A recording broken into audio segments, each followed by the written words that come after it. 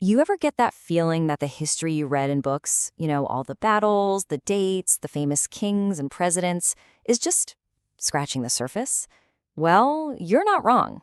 What if I told you all of that stuff is basically just the foam on top of a huge, deep ocean of time? All right, let's dive in. This idea right here, it comes from a historian named Fernand Braudel. And what he's saying is, look, the flashy, noisy events that grab all the attention, they're just the result of much deeper, slower forces moving underneath. So what in the world are those currents? And how do you even begin to see them? So, the mind behind this whole concept is Fernand Braudel. He was this revolutionary French historian, a leading voice in what was called the Annales school. And these guys, they totally challenged the old way of doing history. Braudel said, hey, instead of just focusing on politics and so-called great men, we need to look at the bigger picture. We have to completely rethink our relationship with time itself. To help us see all these hidden depths, Braudel came up with this really brilliant framework. You can think of it like a map for exploring history, one that takes us from the choppy surface right down to the deep, almost silent currents at the bottom. He breaks it all down into 3 distinct levels. And here they are. First, you've got event history. That's the fast stuff on top. Then you go a little deeper to social and economic cycles, kind of like the medium-term tides. And finally, you get to the long duration, or as he called it, la longue durée. These are the immensely powerful, slow-moving structures at the very, very bottom. So let's start our descent from the top. Right, so this is the history we all know and recognize. It's fast, it's dramatic, it's packed with action. It's pretty much the daily news of the past, the stuff that makes all the headlines. Braudel had a name for this, histoire événementielle. It's the history of individual moments. And yeah, it's exciting and it feels incredibly important when it's all happening. But really, it's just that foam we were talking about, just getting churned up by the bigger movements happening down below. Think about the storming of the Bastille. For traditional history, this is the big event, right? But for Braudel, it's really just a flashpoint, a dramatic symptom of much deeper issues. It's a crucial piece of the puzzle, for sure, but it is not the whole picture. To understand why it happened, we've got to go deeper. So let's do that. Let's move down to the next level and see how this all connects.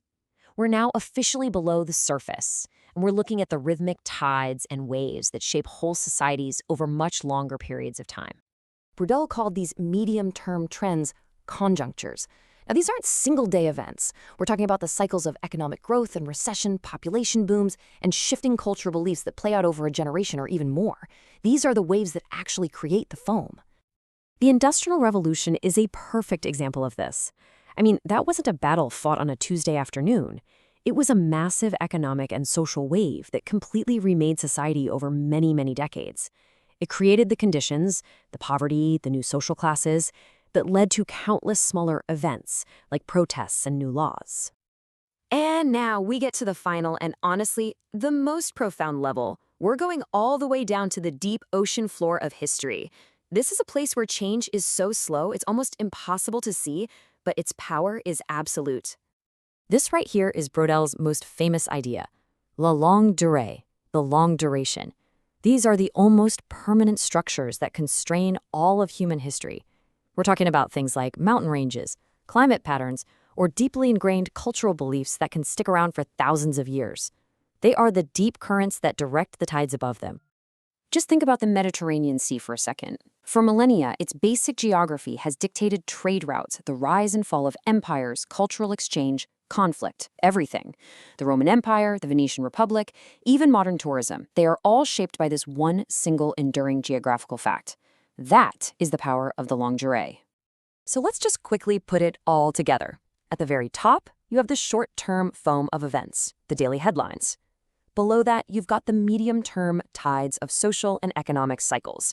And at the very bottom, you have the long-term, incredibly powerful currents of geography and deep structures. Every layer moves at a different speed, but each one has a huge influence on the one above it. Okay, so the big question, why does any of this matter to us? Why should we care about these different layers of time? Well, because it fundamentally changes how we understand not just the past, but our own world right now. When you start looking through Braudel's lens, you stop seeing history as just one random thing happening after another. You start to see the hidden structures. You can understand why a revolution happened by looking at the economic tides that came before it and the geographical currents that shaped that economy for centuries. It just gives us a much more complete and, frankly, a more powerful way to make sense of our world. Which leaves us with a final and pretty fascinating question. When you look at the headlines today, all that foam of our time, what do you think are the deep, slow-moving currents of things like climate or technology or geography that are truly shaping our future? That, right there, is the power of looking deeper.